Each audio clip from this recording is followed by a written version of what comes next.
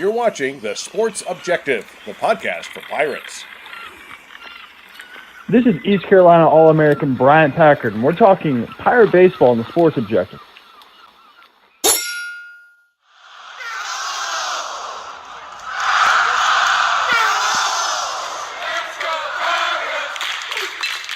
You're listening to Extra Innings, presented by Next Level Training Center on The Sports Objective. Join us every Sunday night on Facebook Live and our YouTube channel as we talk East Carolina baseball, as we look back at the previous week and take a look at what's ahead. Now, let's talk Pirate baseball. Welcome in to Extra Innings right here on The Sports Objective, presented by our good friends, Appreciate Trent and Gainell Brent. And of course, I'm talking about Next Level Training Center. Just go to nextleveltc.com, or you can actually give them a call, 252-756-NEXT. And we appreciate their support of the program. Pirates had a tough weekend, weekend at the office, if you will, as they get swept by the Shockers. Pirates are now 29-11 on obviously being swept on a 3-game losing streak. But Bubba, we're looking for them to bounce back tomorrow night in Raleigh, as the Pirates are going to be on the road yet again with our good friends in Raleigh, the Wolfpack. Yeah, obviously a frustrating weekend, and we'll talk more about it, as well as what was a very good midweek win over Charlotte last Wednesday, as Pirate Nation painted downtown Charlotte and Truist Field purple. Nearly 5,000 on hand for that 6-2 victory over the 49ers. But yeah, I think the best way to describe what happened out in Wichita is it was very disappointing, but not disheartening, because this team, we saw it over the last couple weeks prior to that Wichita State series, the way they had responded to the adversity out in Houston. I think we'll do so once again. Now, there are certainly things that need to be addressed to an extent, and there's things that are just reality, as far as some guys being beat up, and that's going to happen when you're 40 games into the season, as we are. But on the whole, yeah, disappointing, but anything but disheartening. I think we'll bounce back and play quality baseball down the stretch and accomplish what we all want to accomplish, and winning a 4 straight conference championship, and obviously also hosting another regional. But definitely have some work to do to accomplish those goals, but everything is within our control. Yeah, I was going to say the very fact that every goal that we have is still in front of us. So it's not like that was the end of the regular season and we don't win a title, that kind of thing. There's still a lot of baseball to be played. And, one other thing I was thinking about, Bubba, yesterday is the fact that yesterday afternoon when that was going on is how the baseball season is such an emotional roller coaster, right? Because last week it's so easy to win 4 games, and we actually won 9 straight. So you're going, up in the air, you're going straight up, up. And all of a sudden it only takes the doubleheader loss on Saturday to next thing you know, it's like a nosedive. So if you have any questions, comments, put that in for Facebook Live or on YouTube. Then you can put your comments in the comment box, and we'll actually talk about that. But hopefully the Pirates, one of the things, Bubba, I notice is for me is that good teams find a way to win. In this particular case, that when you face adversity, teams know how to deal with that, the good teams, that is. And so we'll see how they react to adversity that we've had with the 3-game losing streak in Wichita. Yeah, with our culture and the fabric of this program, like I said, no cause for concern, just a disappointing weekend. And like I said, there are always things that you want to shore up and improve upon, but definitely 29-11 here, 40 games in. The way we've played on the road, and I've heard Coach Godwin address that. I don't know if it's been the lack of an atmosphere at some of these ballparks. You think with Houston,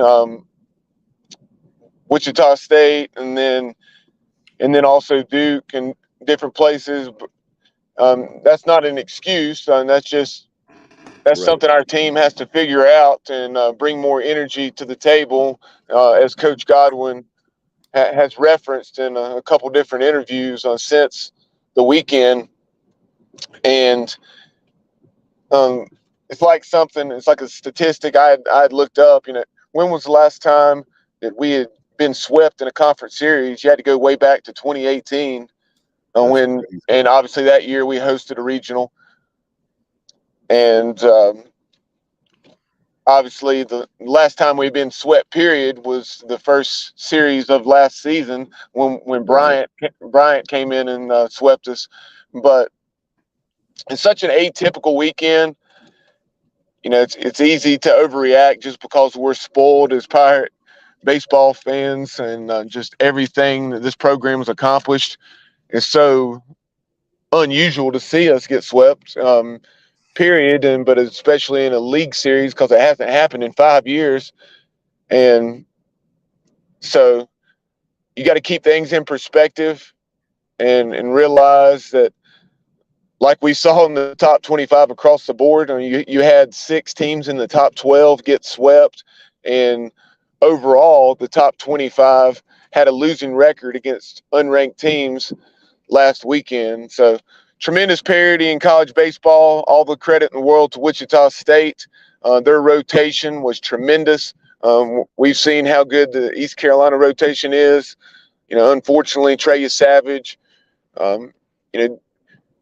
not at his best, and very quick hook but I think, although quick, I say quick, just in terms of the length of the outing, only 1.2, inning and 2/3 rather, but it was something that was needed. And Coach Godwin said that Trey will quite probably miss his start against Tulane this weekend. So we shall see. Hopefully he'll be returning the following weekend. I believe it's up at Cincinnati. But it'll be interesting to see how we handle the rotation this weekend. If we announce a Sunday starter, if we go Spivey, Groves, and then maybe Jake Hunter. I know Zach Root, I believe, is going to get the start and get the ball in Raleigh at Doak Field against the Wolfpack on Tuesday night. So that's something to keep an eye on. But that Wichita State rotation, hats off to them. I mean, the Pirates have been shut out once all year, and they shut us out twice. Had 2 complete games, excellent outings by the two-way player Peyton Tolley, and then obviously Adler in Game 3 on Sunday, and then Clark Candiotti, his performance in Game 2, very solid as well. And then the Shockers lineup, solid throughout, tremendous power.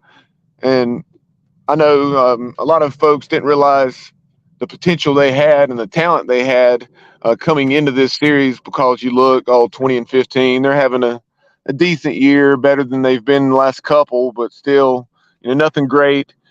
But it was largely the pitching depth and the bullpen, and then some deficiencies on the defensive side where they were, even after the weekend, where they made several very good plays. And I'm not sure what they finished up with from an error standpoint.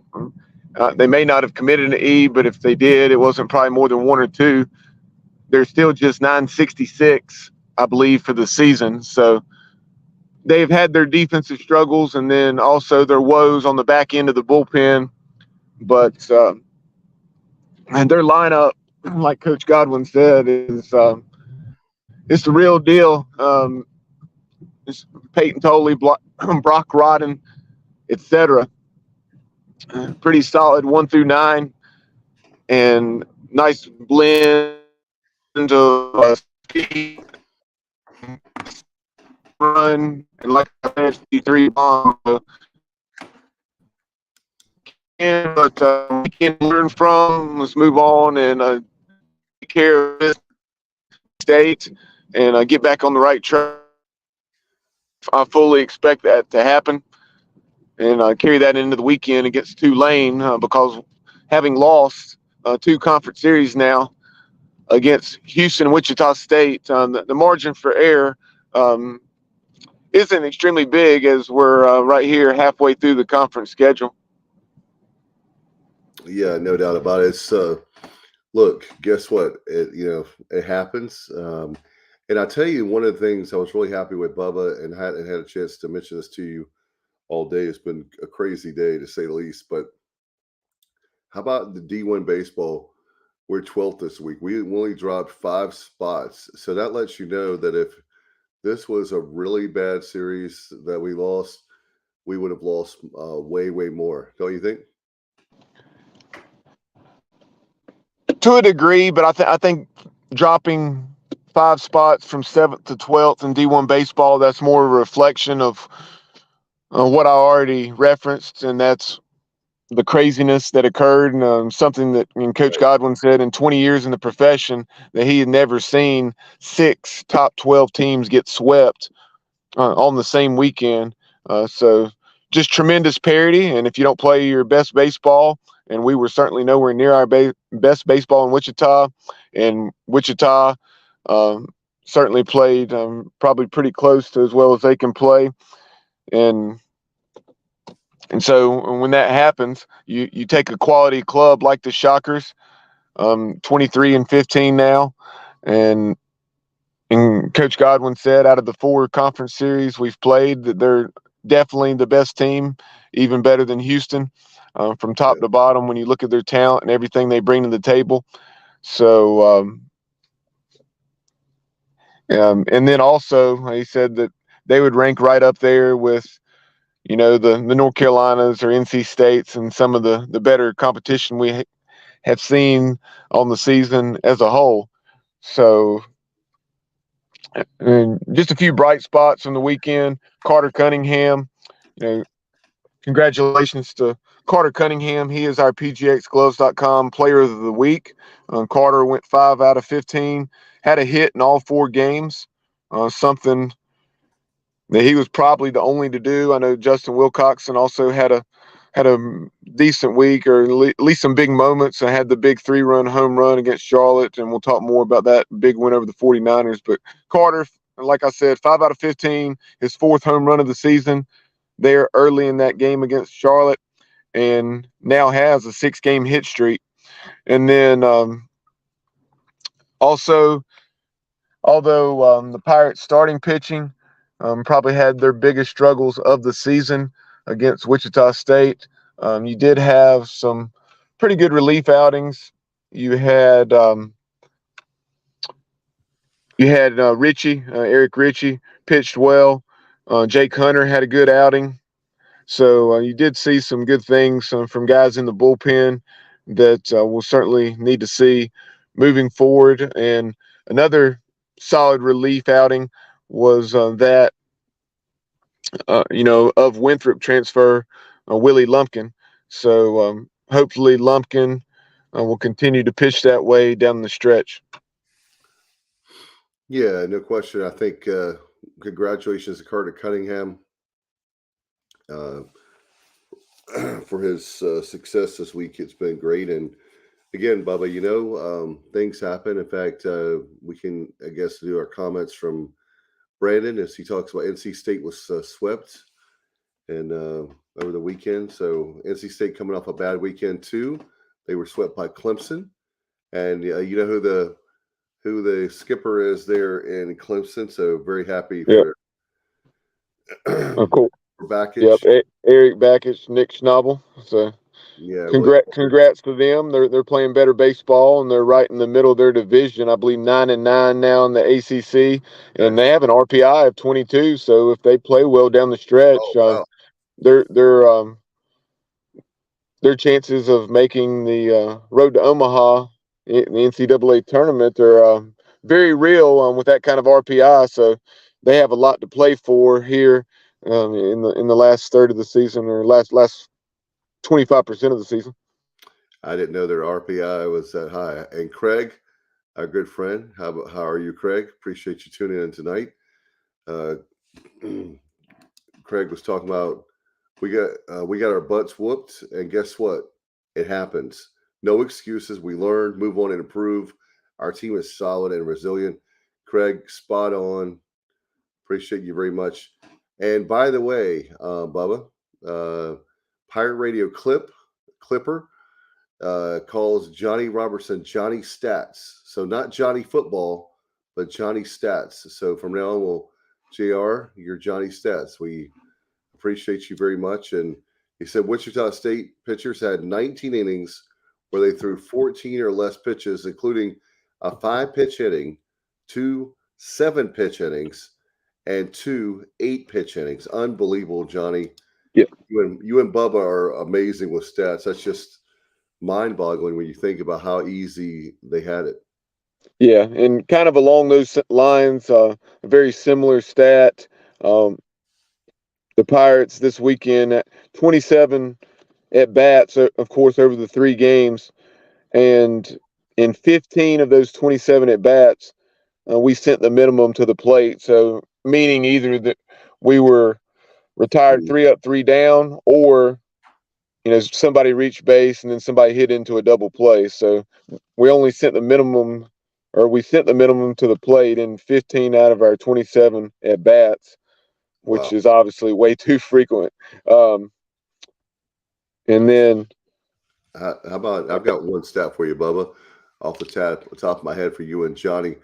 I believe I remember hearing for the weekend, as far as hits are concerned, it was 41 for Wichita and 14 for the Pirates. Yeah, that's correct. We were out hit 41-14. 9 of our 14 hits came in game 2, but also this is the fewest runs that we've scored in a 3-game series in the Cliff Godwin era. That's how atypical of a weekend this was. The fewest we had scored in a 3-game series under Cliff. There were, I think, 3 runs. 2 occasions that we had scored 5. One was his first weekend as head coach against UVA way back in 2015, and another time came in the first time when we played UConn in 2017, and because that was obviously our traveling partner rather than Cincinnati back when UConn was in the league. So UConn really had our number that year in 6 games against the Huskies in the regular season. In 2017, we only scored 12 runs. So this was comparable to that, but a little less or fewer runs put up this weekend. And the last time there was the fewest runs we'd scored in a 3-game series since way back in 2006, the first year of the Billy Godwin era, where we got outscored by Cal State Fullerton 21-1. Wow. Over 3 games out in Fullerton. And of course the Titans came to Clark LeClaire in 2007, and the Pirates returned the favor. Didn't shut them down quite as significantly as they did us, but we put up a broom and swept, I believe it was number 6 Cal State Fullerton in 2007. Well, I tell you, it's one of those things yesterday, Bubba, that we were it was so miserable weekend. My son's team lost as far as baseball and Little League, and having the 3 baseball losses and having a doubleheader, on Saturday was tough, and we lose both of those. And, it was such a close game. And then the 5th inning, we'll talk about that, they broke it open yesterday. I just like, man, this is just tough. But the good news is, I was thinking about too, is the fact that I think it's good, instead of like football where you have to wait a whole week, we wait a couple days and we have a chance to correct that. And it's a competitive bubble. You want to go ahead, and I know you can't do that in football, obviously, but as far as baseball is concerned, it's good to be able to get back on the field and do something about it, instead of having to wait a whole week and think about it. Yeah, that's definitely one of the positives of baseball versus, as you said, football, where you're going to have to at least wait 5 days, if not a full week. But hey, Yeah, like you're saying, as a competitor, I mean that's what you want, just to get back and get that bad taste out of your mouth and get in the win column, and hopefully we'll find a way to do that tomorrow night at Doak Field against NC State. But kind of we'll go back to that Charlotte game. Okay. Pirates jumped on the Niners early. Carter Cunningham, the second batter of the game, hit an absolute shot, oppo shot to the left center gap that cleared the seating there. It had to be every bit of about 400 feet to the opposite field, and got the game off on the right foot. And then with the game tied 1-1, there in I want to say it was the fourth inning, you had the big 3-run, 2-out home run by Justin Wilcoxon to right center.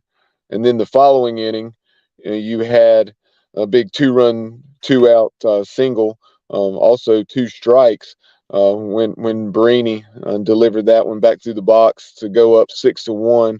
And the Pirates went on to the 6-2 win. Danny Beal was excellent in relief, and with that relief outing, earned the victory. And as a result, was awarded our PGXGloves.com Pitcher of the Week. So congratulations to Pirate right-hander Danny Beal. 3 innings of shutout baseball, surrendering just 1 hit, 6 strikeouts, no walks, and now is 3-1 on the season. So congratulations to Danny Beal. Great job by Danny, and he was dealing certainly on Wednesday in Charlotte. And Bubba, I was really proud, by the way, you and a lot of the folks. I know Coach O talked about it on the radio 94.3 The Game about how we've had games in Kannapolis and now the game in Charlotte downtown at Truist Field, where you guys were in the western part of the state, were able to see a game relatively close to your house versus having to come all the way to Greenville or go to the Triangle or different places. That was actually great for you guys. Yeah, Pirate Nation showed up big on both of those occasions, March 7th against Queens, and then obviously last Wednesday, April 19th against the Charlotte 49ers in what was considered to be a home game for Charlotte, not a neutral site. Obviously, just 20 minutes or so down the road from the campus, not even, but 4,786 was the announced attendance. That it surprised me. I mean, that's an excellent crowd, but they say the ballpark seats 10 or 10,500. There's no way there were 5,500 empty seats. So I was expecting the announced attendance to probably be Like 6. at least about 6 or something. So Yeah. interesting there. But if there was 4,786, I'd say at least about, I don't know, and at least 60+% of that were Pirates. It was an unbelievable turnout by Pirate Nation, and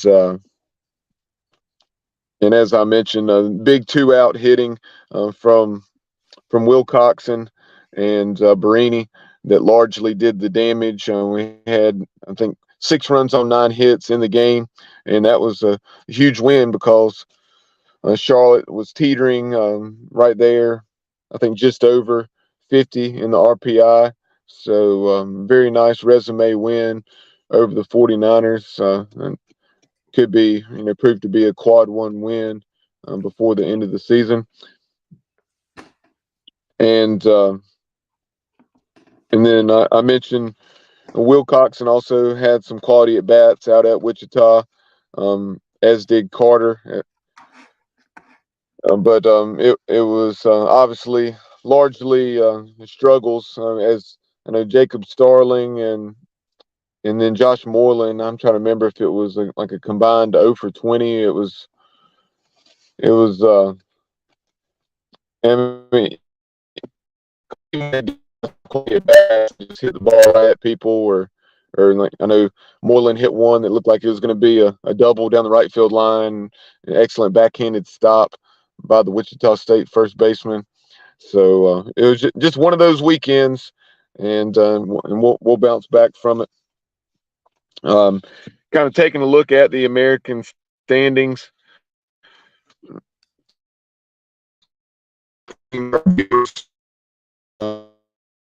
Conference with those 8-4 marks. Pirates 7-5 in third. South Florida 6-6, and then you have UCF, Cincinnati, Tulane at 5-7, and Memphis in the cellar at 4-8. But with 12 games remaining in conference play, this league is very much up for grabs to about anyone. But it seems as though, especially with Wichita State and Houston having the tiebreaker against the Pirates, that's the primary competition. But South Florida is still ahead on the ECU schedule. And then, go ahead. I was going to mention that also. Keep in mind we have Cincinnati, Tulane will be this weekend, but we have the bottom three teams. We're going to see those folks coming up. Here still to come. So, yes, it's tough to but you have Tulane, Cincinnati, Memphis. When you have those coming up, then that gives you hope that you can rattle off. That would be great if we could sweep all three of those series. But if not, you feel like you could get a lot of wins there. Yeah, in order to accomplish what we intend on accomplishing, that's going to have to be the case. And you see those midweek opportunities beginning tomorrow night against the Wolfpack. They're top 30 RPI, and then the Tar Heels are still a top 50 RPI, but their stock has really fallen. Yeah, and both of those clubs right now, they would probably be in the tournament. Definitely NC State. And then North Carolina would probably be, they'd probably be in, but they both have some work to do, and probably hosting is unless they do something like we did last season, or really really finish strong, not necessarily produce a 20-game win streak, but in order to get back into the hosting picture, I'd say that's probably sailed for the Tar Heels. And then NC State, certainly a lot to do for them as well. But Wake Forest is really, they're really dominating in the ACC, and I think they have probably about a 4 or 5 game lead in their side, and it looks like they could win that conference by decisive margin, which would be impressive. But to your point, there you see Tulane and Cincinnati with RPIs 198 and 192. So you don't have to sweep them both, but you really need to try to win 5 out of 6, and because it's just hard to produce sweep after sweep. But man, if you could though, gosh, those 2 midweeks plus I know, call me greedy, but somehow if we went on a 9-game winning streak, somehow if you could go on an 8-game winning streak, let's say, winning the next 2 weeks, man, that will put you in a much much better shape. Stating the obvious there, but we got to get it done. Did you see Kyle's comment on YouTube? Yeah, he said last week was shocking. Get it? Shocking. Yes, sir. It was definitely shocking to say the least. And then Johnny Robertson says, completely useless stat. This is really cool. That's why we love Johnny Stats, JR, so much. The 2023 Pirates have never lost when any of the following things have happened. When Wilcoxon, Hoove, or Clonch have an RBI, the Pirates are 22-0. When either Wilcoxon, Brainy, Hoove, Amac, Cunningham, or Clonch hit a home run, the Pirates are 20-0. And when the Pirates score in the second inning, they are 10-0. So, Johnny, thank you. I don't think that's useless. I think that's actually useful, because that tells you when those things happen, we win. So, JR says shocking. I tell you, yeah, it was very shocking, my friend. It was Great to have that series over. And now the good news is, thankfully, we have a lot more games ahead. And then, Bubba, I know you want to talk about our resume. Yeah, WarrenNolan.com is, give credit to them for that's where we retrieve these graphics. So you have the Pirates, obviously 29-11 overall, 24-2 at Clark LeClaire. But there you see, noted by the red arrows for our viewers, 5-8 road record, and then 7-5 within the league. So that's something we won't go on about it because we discussed it earlier in the show, and Coach Godwin just said that Pirates have to bring more energy when they're on the road, period, but especially in those venues, where there's not much of an atmosphere. And it's not an excuse. I mean, it's not taking anything away from Wichita State. It's just, it's just a fact that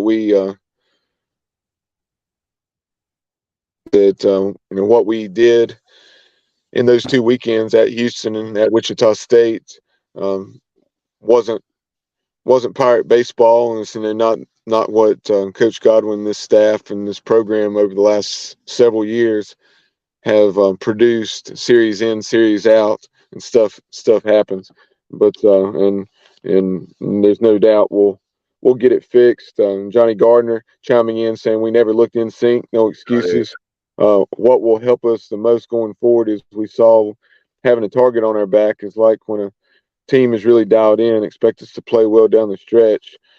I agree, and like Coach Godwin said, whether it's at Clark LeClaire or on the road in a regional or super regional, then obviously you're going to have to play with the target on your back. You're going to have to produce in those key moments in competitive games, and by and large, this team's done that because they're 29-11. We just haven't done it on the road like we did a season ago.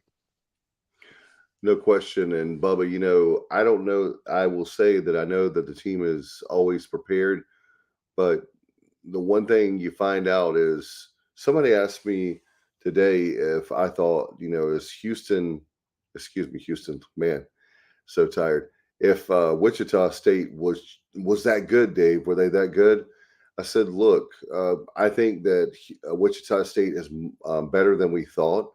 They played out of their mind, and we didn't play very well. So when you have that scenario, if you don't show up every day and give it everything you have, they, no excuses, but they didn't look like the team that we know that they are, a super regional team at the very least. And I'll stick by that. Yep, and taking a look at the American scoreboard, we went over the standings, and the Shockers this weekend, last week, in addition to the sweep of the Pirates, 10-4 winners in Manhattan over Kansas State, and the Wildcats are having a solid season. So that was a good midweek win over in-state rival, and tomorrow they will be in Stillwater taking on Oklahoma State at their beautiful ballpark, and then they have Kansas coming to Wichita on Wednesday, and then Memphis coming to Wichita this weekend. So 5-game week for the Shockers. We'll see how they handle the success, and two Big 12 teams midweek, and then a series that they should certainly win and probably sweep against Memphis. And but here's hoping the Tigers have something for them and find a way to win a game or maybe even more on the weekend. Houston, the Cougs were 3-1 last week, took 2 out of 3 from Memphis. So, there you see, the Tigers won the middle game 9-3, with Houston winning 8-0 and 11-1 blowouts. At least the final margin. I'm not sure, how those games unfolded, but decisive wins for the Cougs in games 1 and 3. after a midweek win over Houston Christian 13-7. This week they have Lamar and travel to UCF. So maybe the Knights can win a game or two, at least in that series. You have South Florida. I mentioned the Bulls are 500 in the league, 6-6 at the midway point. They dropped 2 out of 3 to UCF, losing 6-4, winning 14-8, and then getting run ruled 11-1 in 8 innings in the series finale. And they had dropped a 10-0 7-inning run rule decision to North Florida last Tuesday. And this week they have Florida Gulf Coast coming to Tampa, and then Cincinnati will be in Tampa for a 3-game series on the weekend. Obviously, then you have UCF. The Knights, as I mentioned, took 2 out of 3 from South Florida. Had a midweek win over Stetson, and they have Houston coming to town. The Bearcats. They took 2 out of 3 from Tulane last weekend. Also lost a close game to a very good Indiana team that the Pirates throttled 17-4. Cincinnati lost 11-9, and the Hoosiers are now 30-11. Tulane, as I had already mentioned, they had dropped 2 out of 3 at Cincinnati. They had won a midweek game against UNO, University of New Orleans. This week, they have a very challenging schedule in addition to coming to Clark LeClaire, with the Pirates looking to bounce back. They have Southern Miss out of the Sun Belt coming to Greer Field at Turchin Stadium. And then we talked about Memphis and how they had dropped 2 out of 3 to Houston last week. This week, in addition to the series at Wichita State, they have a midweek game against UT Martin. Yeah. So it's going to be a big. That's the big time. It's crunch time now, as we're over halfway through the American Conference season. And let's see if we can bring in Kyle from LaGrange Barber, who is joining us now. Better late than never. What's up, bro?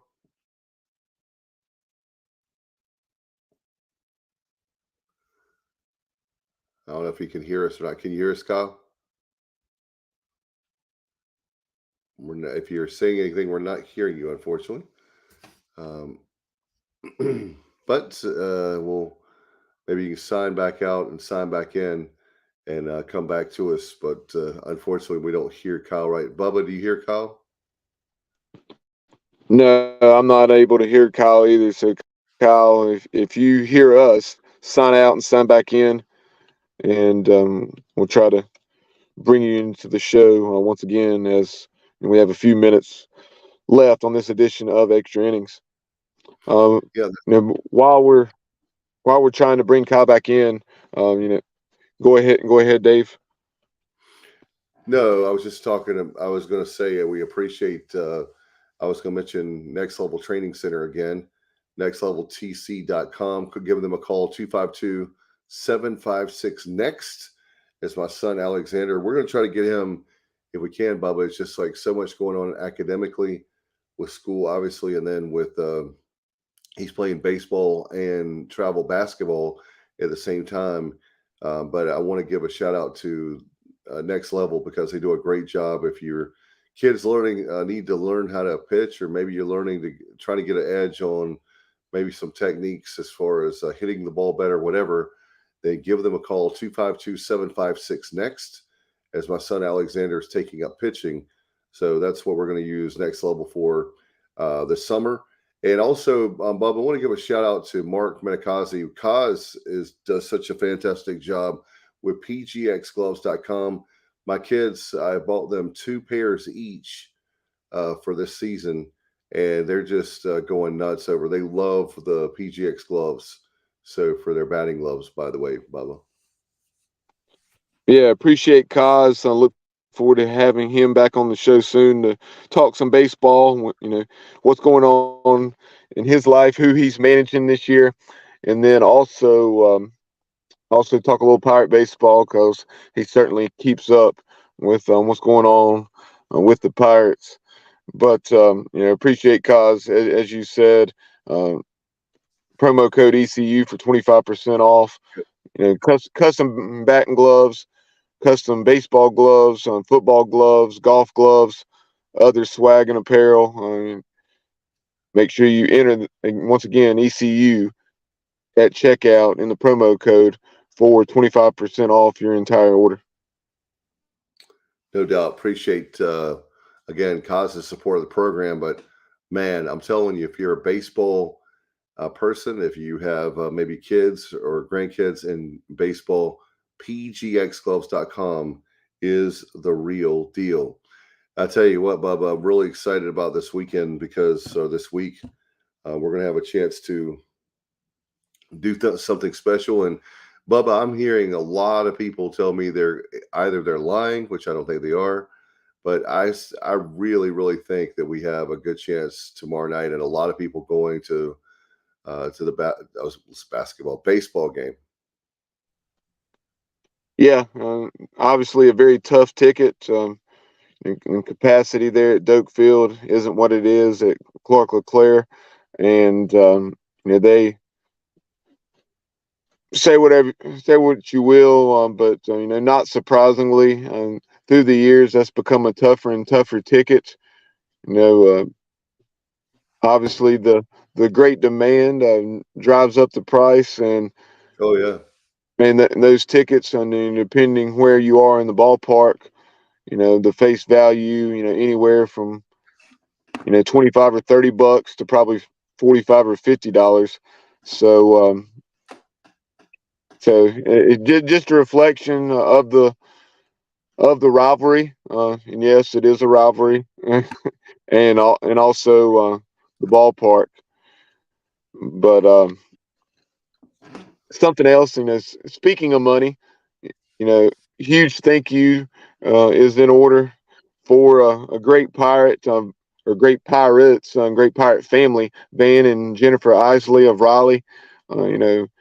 He's originally a native of Burlington, but that family, the Van and Jennifer Isley family, made the largest single gift in the history, of East Carolina athletics, $5 million to the Pirates Unite Capital campaign. And I believe I hadn't had a chance to read all of the article yet. You said two and a half million to football and $2.5 million to the baseball ops building.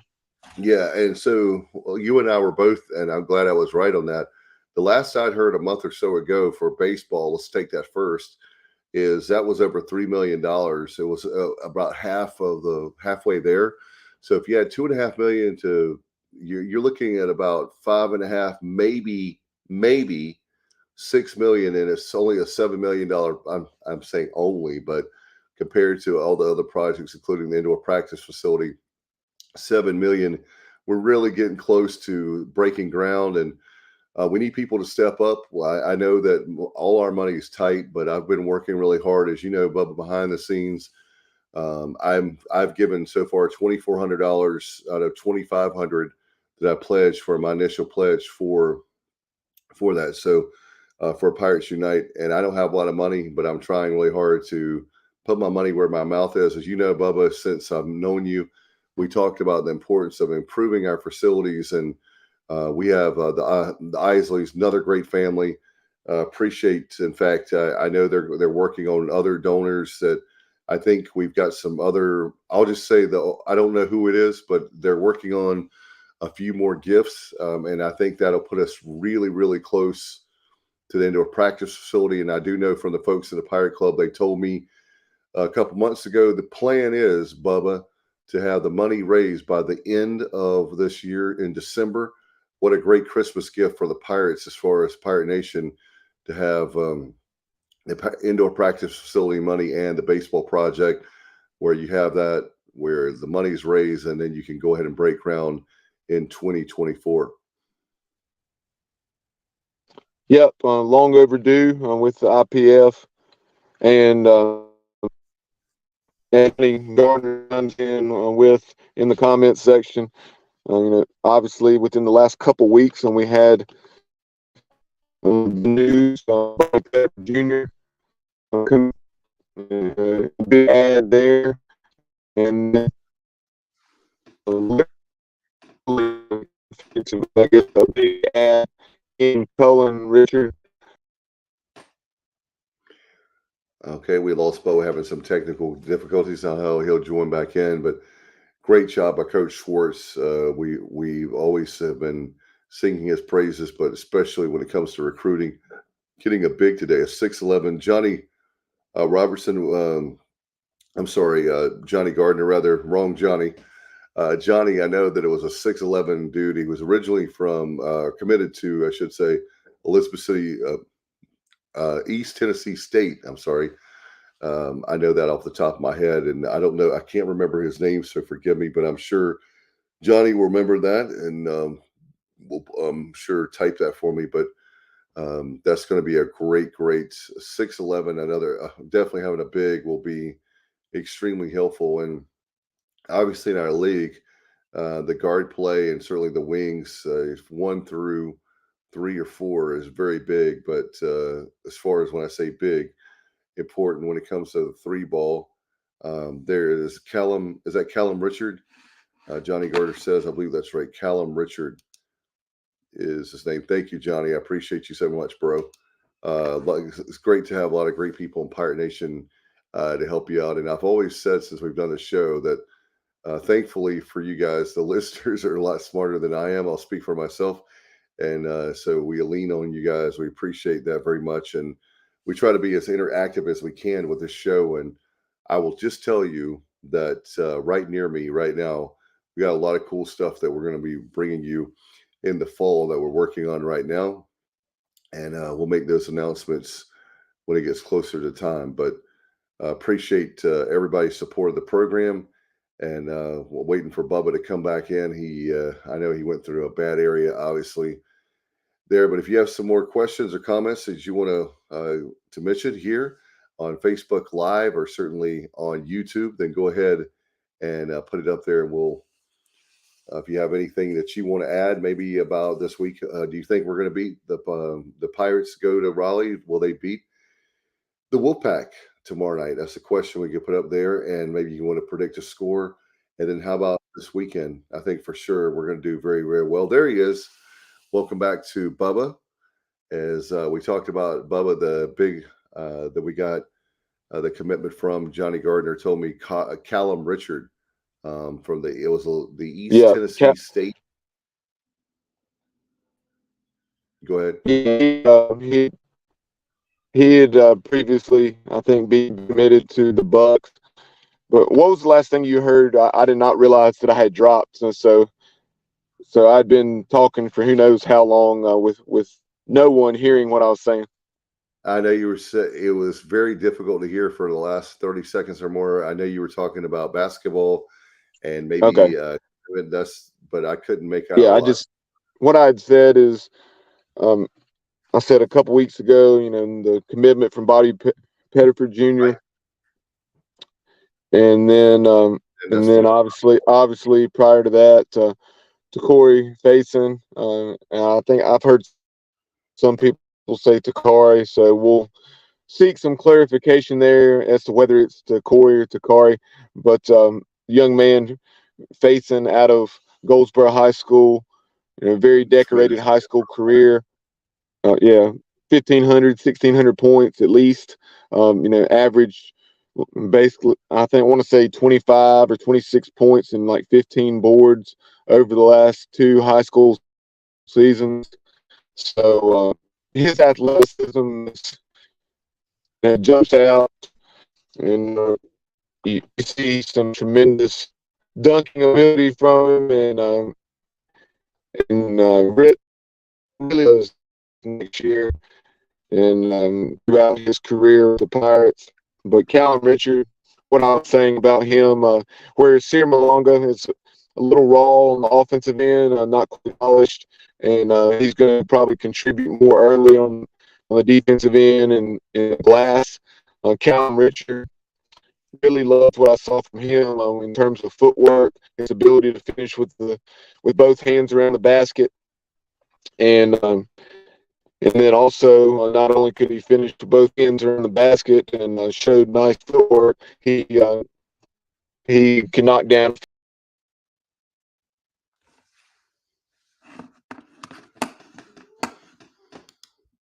All right. We unfortunately lost Bubba again. It's just like the Pirates had trouble this weekend. We're having trouble. We're doing well into the end of the show, but we're trying really hard. Again, thank you so much for everybody. We'll wait for Bubba to come back here in just a second. But all the support of the program over 5 years. By the way, want to remind people while we have the top of the screen about our social media, want to remind folks to make sure you subscribe to our YouTube channel, and you can follow us on Twitter, Instagram, and TikTok as well. But appreciate that. Like our Facebook page, but appreciate the support of the program. Glad to have Bubba back. And Bubba, I was talking about to like our Facebook and our YouTube channel is really, really growing thanks to Bubba. And I appreciate that so much. A lot of shorts you're putting up there, and certain people we know handing out some hot dogs to left fielders like the weekend before last. So appreciate you doing that. Yeah, we've eclipsed 800 subscribers, and as you mentioned, over the last week and a half, we've started posting more shorts in addition to our usual video content. So definitely subscribe and click that notification bell and all, so you're alerted on your device when we go live or post new content. Make sure you get your season tickets. As of right at a week and a half ago, we were a little over 12,000, so more than 75% of the way to our goal of 16,000. Home schedule, obviously beginning with the Marshall Thundering Herd in week 2. So it's nice to get that rivalry resumed. Then a couple weeks later, Gardner-Webb, and then in league play, you have SMU, Charlotte, and Tulane and Tulsa. And Dave, very quickly before we wrap things up, on a video that I wanted to share with our viewers. This was on the Fox affiliate in Houston, Fox 26. Oh yeah. And hats off to Parker Bird and that family. Everything they've been through.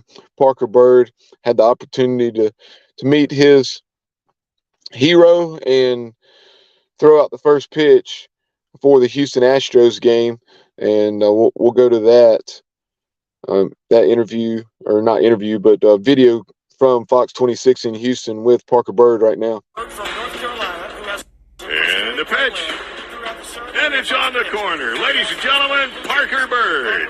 North Carolina's top-rated high school middle infielder in 2022, before a boating accident in July cost him his right leg, but didn't cost him his dreams. He committed to play for East Carolina when he was in the 9th grade. He dreams to be back at the first athletic leg. Played Division I basketball. East Carolina coach Cliff Godwin says trying to use the prosthetic to my advantage instead of my disadvantage. Every day is a process, just learning new things I can do with it. Learning how to run now, so that's a whole new experience.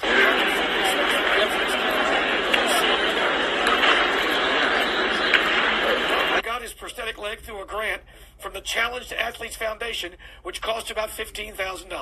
We've raised $159 million in our first 30 years and sent out over 44,000 grants to athletes in 73 countries, all 50 states, and more importantly, in 105 different sports. He was fortunate to get the grant. He's far more fortunate to be alive. Teams were going to me and didn't think he would survive. Like when they came to see him 3 or 4 days later, they came to see him because they assumed he would die in the field. A big reason why Chiefs fans are because Alex Bregman is his favorite player. The Astros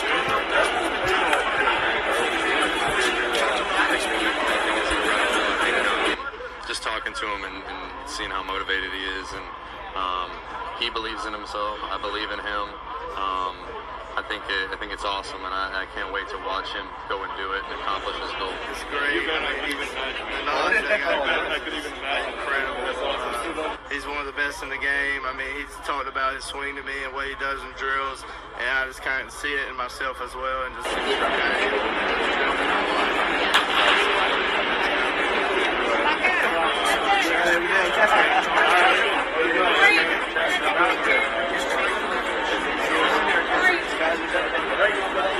him coming over here acknowledging me is, I'm just just a kid from a little old place called Warrenburg, North Carolina. He's over here.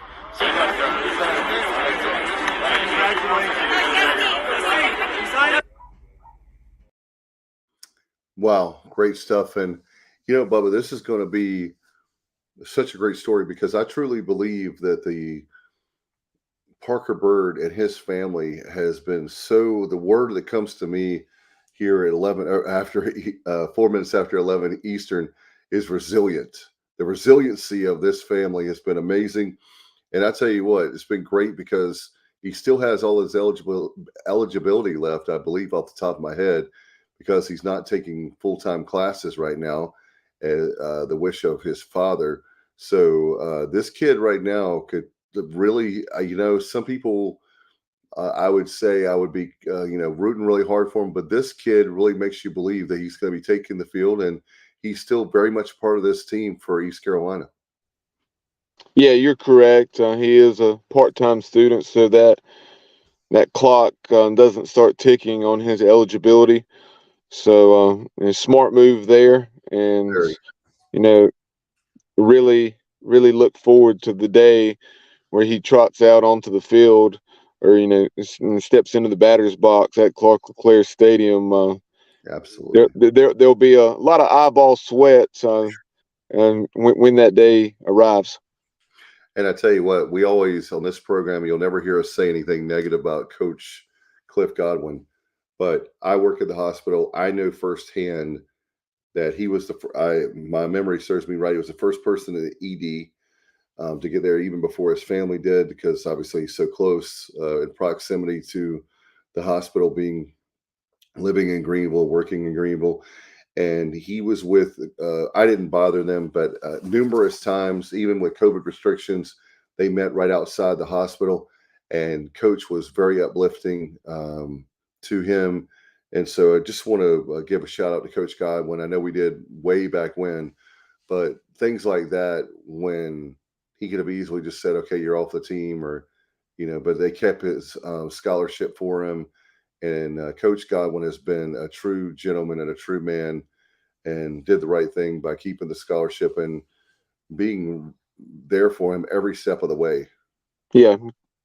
Cliff Godwin has said that publicly in multiple interviews, that Parker's father had reached out to him saying, hey, I need you to get to the hospital, because obviously you'll be there before his mother and I will.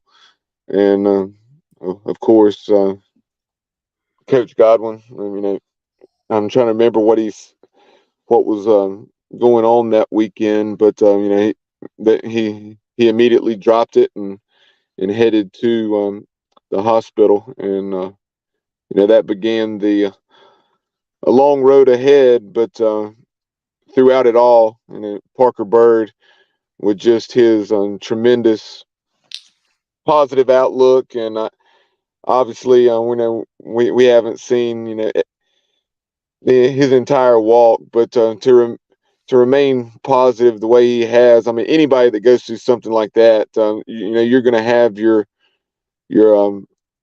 adversity and bad moments, obviously. But Parker Byrd just he turned a very negative situation into a positive, and it's now going around to different organizations and speaking at breakfast and all those sorts of things to talk about his experience and how he turned that situation into a positive, and he's gonna use that to bring others to Christ in some cases, and to get people to have the mindset you need to be able to face adversity and work through adversity whenever it hits, because it's going to be inevitable. Not necessarily what he went through, but adversity in life is going to happen in some way, shape, or form. And when we have the positive attitude and mindset, we have a chance to use that as something to shape us into who we need to be, and define the moment rather than it define us. No question about it. Looking forward to seeing that day when he, like you said, Bubba, when he comes out on the field and or hits for the very first time, that's going to be, if that doesn't make Sports Center, I don't know what would. But obviously, there's more important things in life, bigger and more important than Sports Center. But that's definitely going to make national news when that happens, and he's going to be a part of, I believe, some big time games and big teams coming up for the Pirates. Hey, Bubba, I want to remind everybody before I forget, Absolute Empowerment, man, Coach Jeff Connors. You want to talk about inspiration? He's had some great shows since he debuted on TSO, and appreciate his support of the program for sure. And he's had a lot of great guests. I know, Bubba, you've been behind those scenes with him for a long time, so appreciate all you do there for him.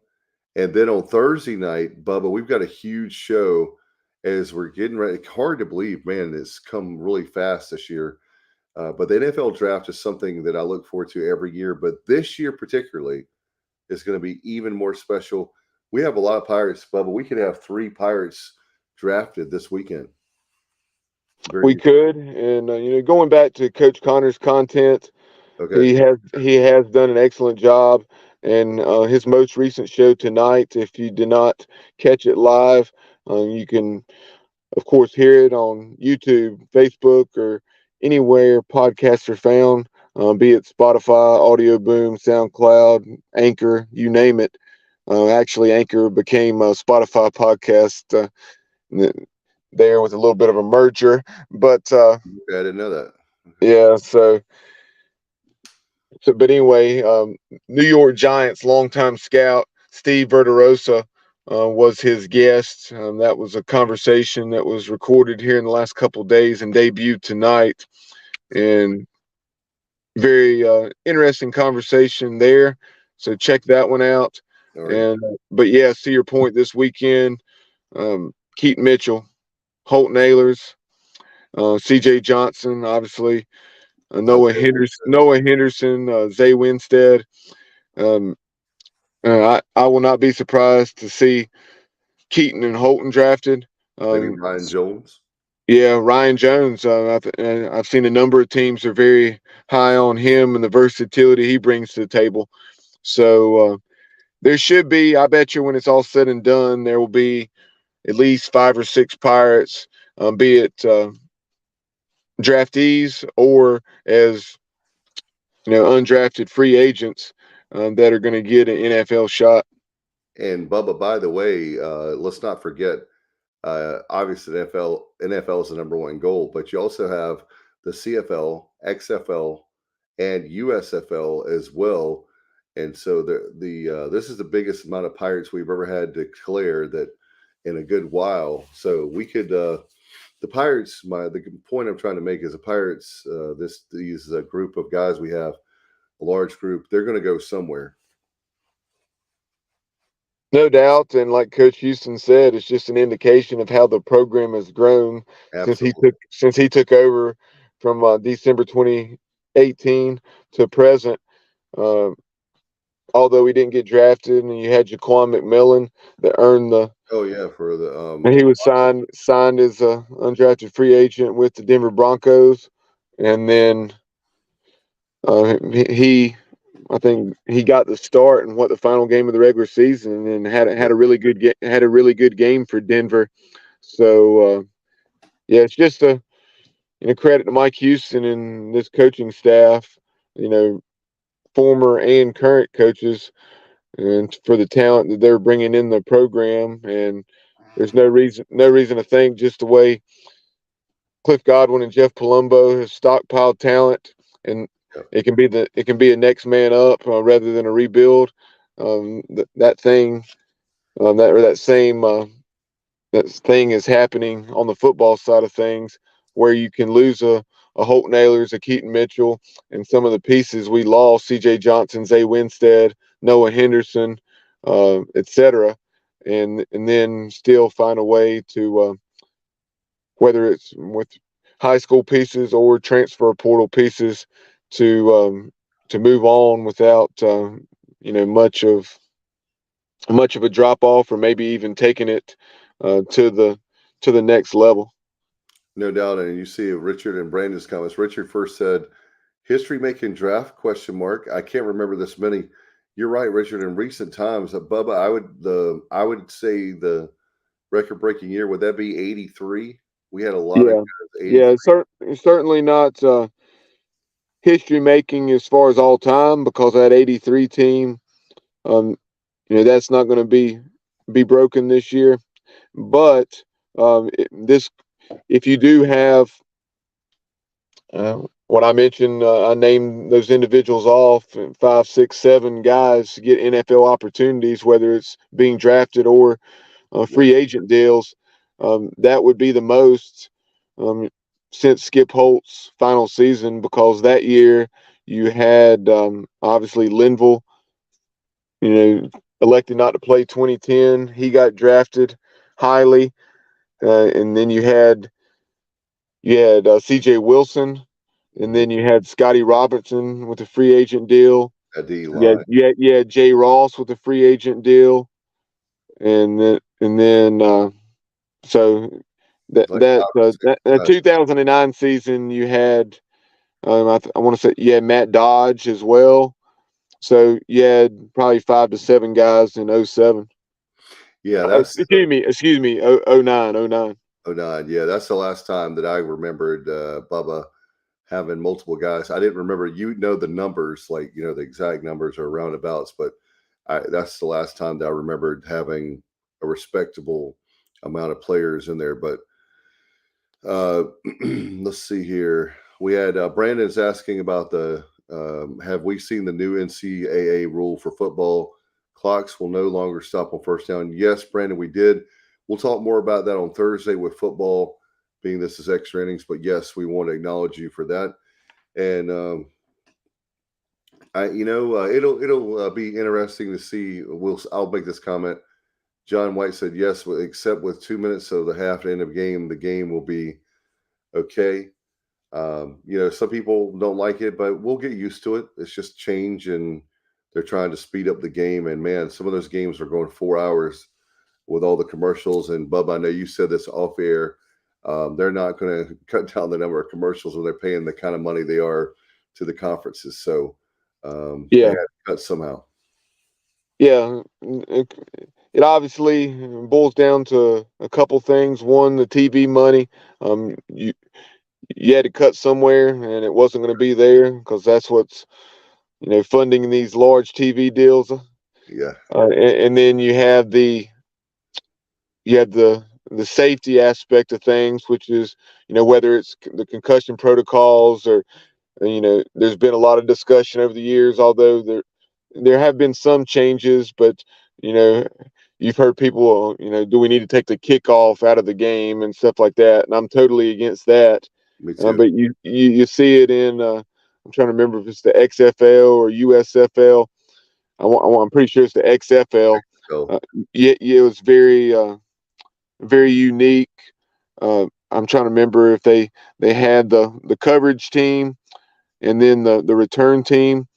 You had the return man in a typical position there about the goal line or 5-yard line, but then you had, as I mentioned, the coverage and return teams positioned what is about the 25-yard line. Did you see that? And so I do like that. If they are going to change something, I don't want it to change from the traditional kickoff, but at least do something like that where you have the threat.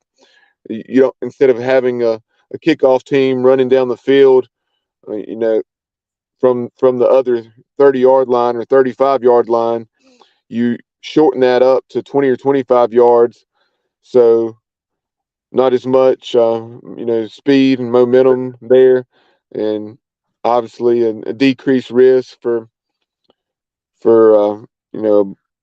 one of those blocks that you typically see in that situation, or a tackle that you see in that situation. So that's something to keep in mind. And as far as the time and rolling the clock after first downs, like the NFL does, as opposed to stopping it on first downs, something else to although I get why they're doing it. It will be weird, just like some of their rule changes and that you've grown accustomed to after a few years.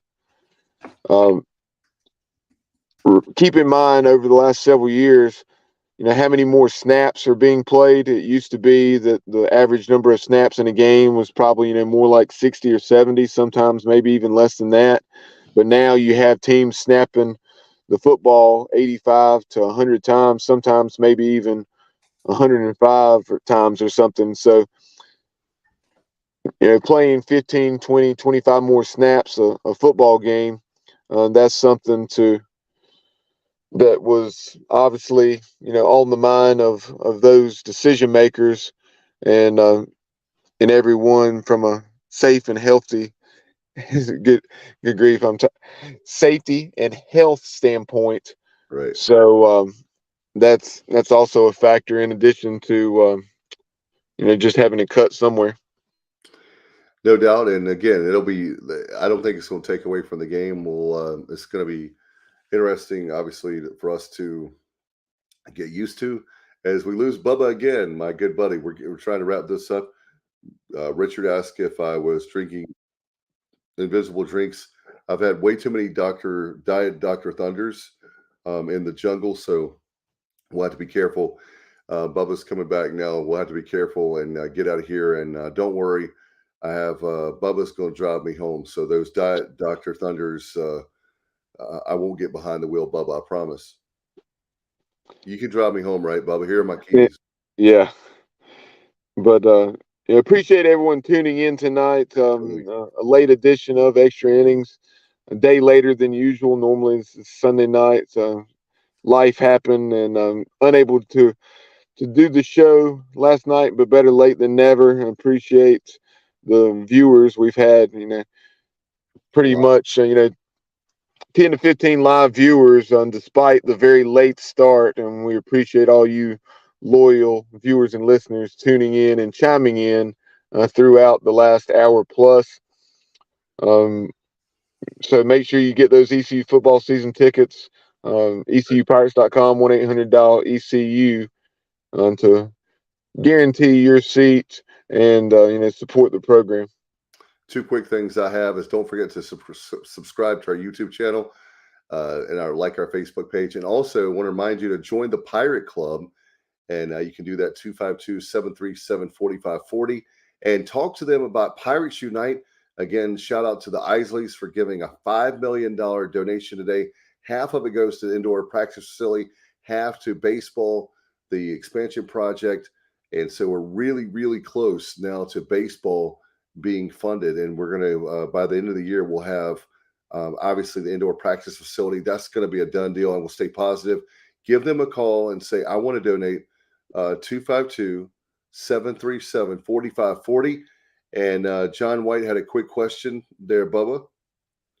A quick question. Anybody going to Charlotte for the NFL draft party at the stadium? I know I won't be going. We've got our show on Thursday, and I live 4 hours from Charlotte, so I won't be going, John. But Bubba, I don't think you'll be going because you'll No. Yeah, Riley has a baseball game 6 o'clock on Thursday. John, if you would, put the information or tell us where we can find that. Obviously, I'm sure it's on Carolina Panthers or at Panthers on Twitter, on the official Twitter account, or obviously the Carolina Panthers website. So, not sure exactly what time that's starting there at Bank of America Stadium, but if Riley did not have a game, yeah, that would be interesting to attend. So I'm sure.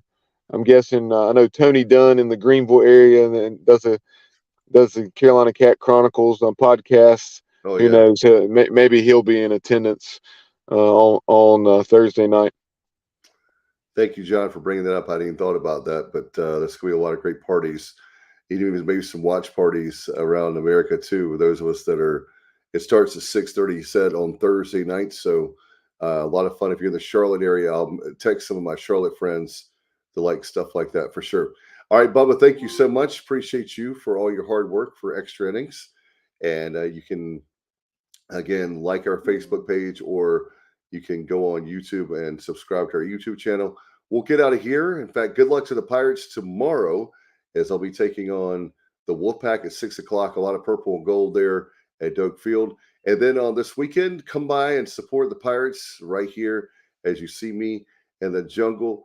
Those that are watching, the Pirates are taking on Tulane. We want to get that place rocking, and 3 wins this weekend, but it all starts tomorrow night. Good night, everybody. And as always, I want to remind you to go Pirates. I'm a pirate down in my soul, and I don't back down, not at all. Find out when the cannons explode, from the sidelines down to the post. Put it down like not even close, all out to the last whistle blow. From the flag with the soul and crossbones. Everybody stand up, get your hands up, let a team know that we got they back. This is our house, this is our town, our time, every 1-9 copy that. Everybody in the stands go bananas, scream loud, baby, don't hold back. Every foot, every yard, every first down, every touchdown with the cannons blast. Get it on, get it all, get the red going.